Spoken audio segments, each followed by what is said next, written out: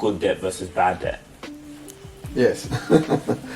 Yeah, one of my favorite topics, good debts and bad debts. So good debt basically is debt that you use to buy assets. And those assets must have three characteristics. You know, the asset must go up in value, that's number one. The asset must earn you a regular income, that's number two. And the cost to service that debt through interest repayments, that should be tax deductible. So those are the must three characteristics of good debt. And bad debt is basically, you know, bad debt that you incur to buy assets that don't have those three characteristics.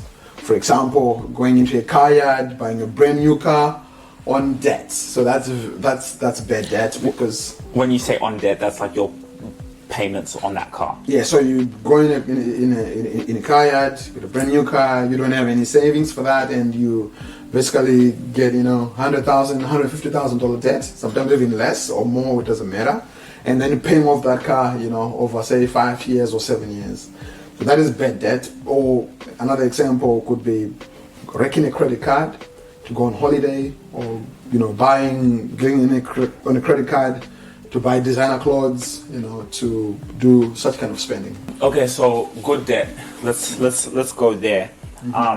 Because you know why this is valuable? Because a lot of people don't know, right? Maybe you think the dream is always to buy a house, right? How many times have we heard that? The Australian dream or the American dream, wherever, let's go buy a house, right? So let's talk about the long term, good debt versus bad debt, you know.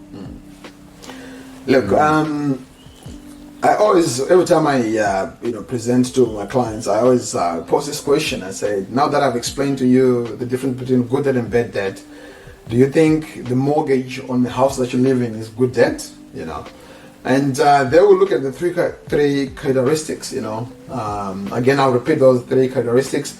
One is the asset goes up in value, so it appreciates. Number two, the rent, you know, you earn an income, so you receive rent. Or in number three, the cost to service the debt is tax deductible. So when I go through them, they go, hang on, yes, the house goes up in value, but the other two are not there. So they'll say, oh, okay, so it's bad debt. Yeah, it is bad debt. So it is bad debt, the mortgage that you live in. However, look, it's not as bad as a car loan, for example, or, you know, it's not as bad as credit card debt. It's okay. It's an okay debt, but it's not good debt. It's not good debt. So good debt will basically be, buying an investment property, because an investment property basically provides all the three that I mentioned. So that's true good debt. When you borrow money and you buy an investment property, because it goes up in value, you receive a rental income from the property, and the interest that you are paying to the bank at the end of the financial year, it is tax deductible. So all the three elements are actually present in there. So, when we educate our clients, sometimes it has persuaded them to now think along the lines, particularly if they're on a dilemma of, should I buy my first home?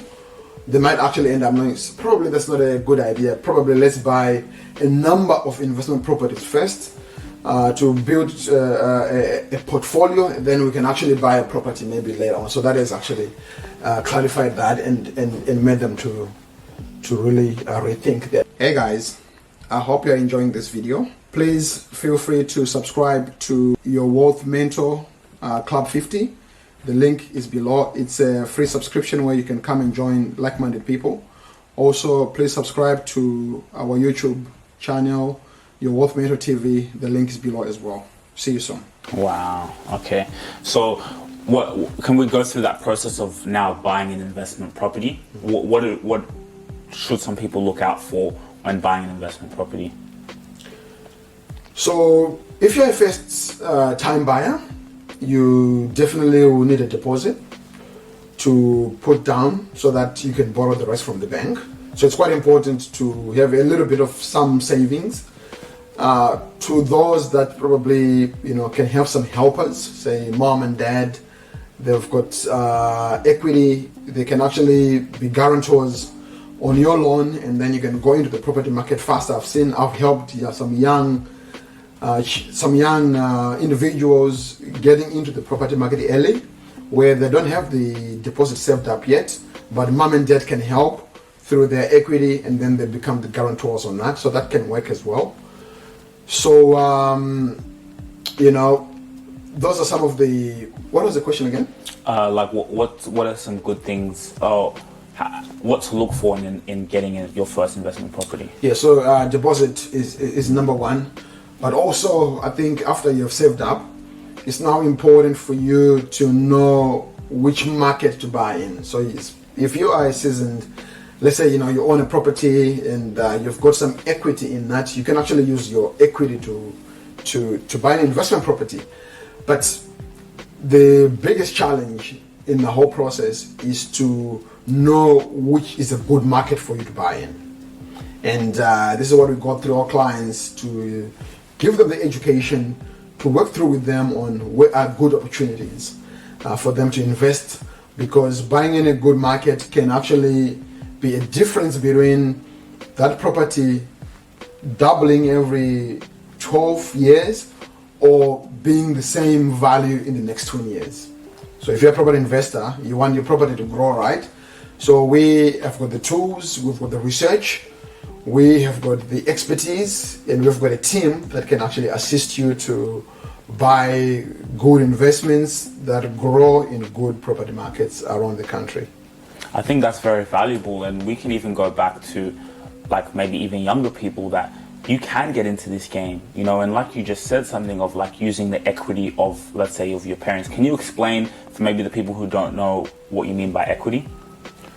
Yes, so equity is defined as the value in anyone's property minus any debts that are on the property, or any loans or any mortgage. I'll give you an example. So let's say, for example, you've got a property worth 500,000, and then you've got a loan on that property of 200,000. So your total equity is the difference between the value and the debt. In this case, 500,000 minus 200,000. So 300,000 is your total equity. So that's the definition of equity. It is the difference between the value of the asset minus any debt on it. So you can actually tap into some of that equity to put it on a deposit on another property. Mm-hmm. Yes. So that's how you can now build your portfolio. So like, let's say now someone's getting an investment property, so now there's a mortgage on that they're paying, but now if they have tenants coming into there, that rent is covering the mortgage. Is that how it works? Partially, that's how it works. Partially, but the whole scenario works this way. So you've got a deposit that you have saved up, or you take it from your equity, whatever the source is, and now you borrow the rest from the bank.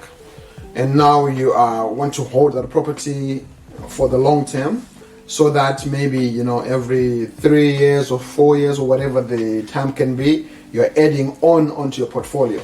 So the essence is that yes, you've got income from the tenants that pay you on a regular basis, but the other thing as well is, we live in a country that says, if you are in a business, because that's what you are in, you're in a business of providing accommodation to Australians. So if you're in the business of providing accommodations to Australians, we are going to be good to you during for tax purposes. So there's some huge tax advantages that property investors actually enjoy from the government through tax deductions. So we work through this in more detail with our clients, but you could actually have tenants paying for you or for your mortgage, but also the government helping you to pay for that mortgage through the tax deductions as well. Wow.